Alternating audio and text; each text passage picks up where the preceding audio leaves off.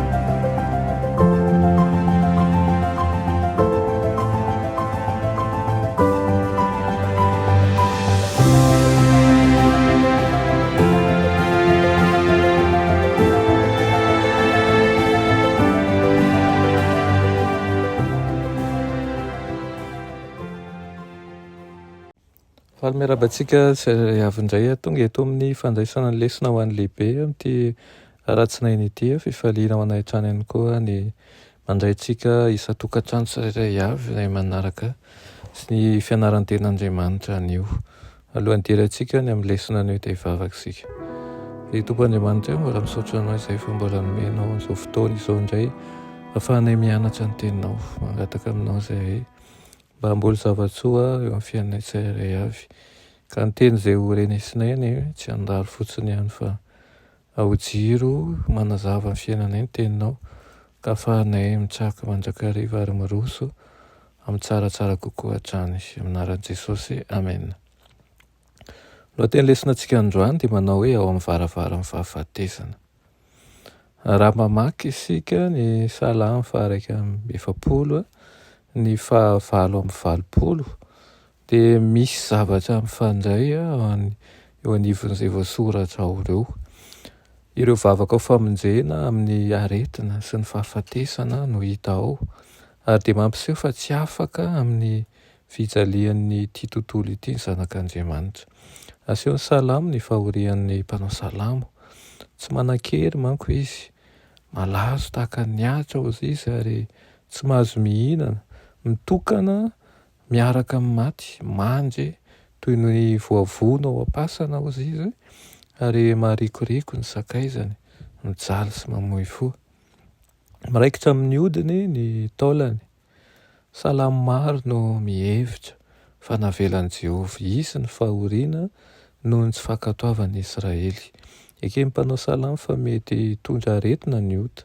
Noho izany dia miresaka momba ny famelan-keloka mialohan'ny fanasitranana izy kanefa ny Salamo sasany tahaka ny Salamo 7:20 sy ny 2:10 dia manaiky fa zava-misy eo amin'ny fiainana ny fijalian'ny vahoakan'Andriamanitra tsy manatsiny.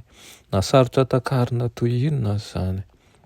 Eo amin'ny Salamo 7:20 Andriamanitra dia voapanga ho nitondra ny mpanao Salamo eo amin'ny sisin'ny fahafatesana. Mareo anefa fa na dia mitaraina mafy indrindra aza ny fitarainana dia mazava ho azy fa fanehoana finoana ny fitomaniana satria raha velan'ny tompo eo amin'ny fiandrianany ny korotana dia ho afaka hamerina ny fahasalaman'ny zanany izy.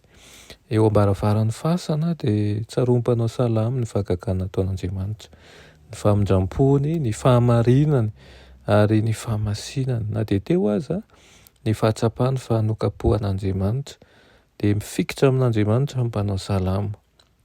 Na dia mijaly aza izy dia tsy mandany fitiavan'Andriamanitra ary fantany fa Andriamanitra ihany no famonjena azy. Asehon'ireo fiangaviana ireo fa tsy ny fijaliana ihany no fantatry ny mpanao Salamo fa manana fahalalana lalina ny amin'ny fahasoavan'Andriamanitra koa izy ireo ary tsy voatery hisaraka izy roa.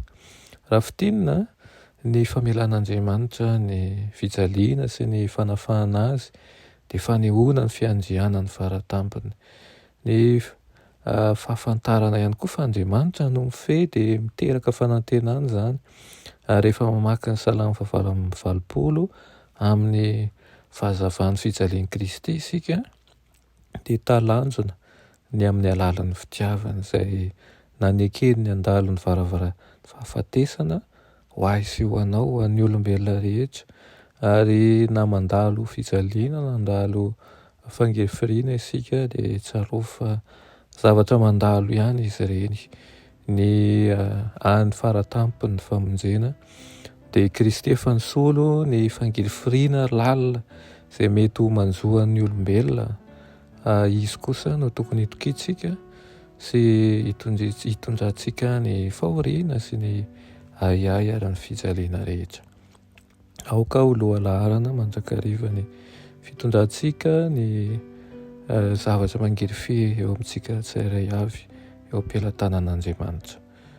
Iara hivavaka isika. Raha ny malala tsara indrindra mbola misaotra anao sainy amin'izany lesona nomenao anay noho izany.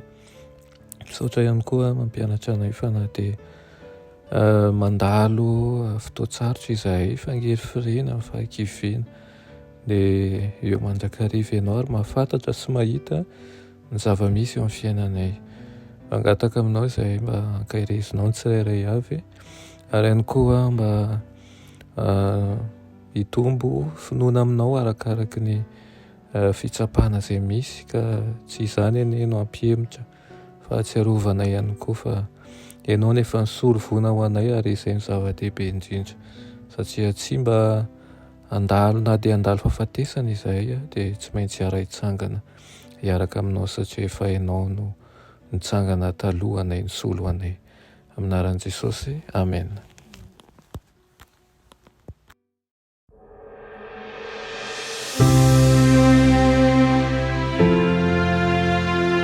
Mianatra eo an-tongotry Jesosy isan'andro.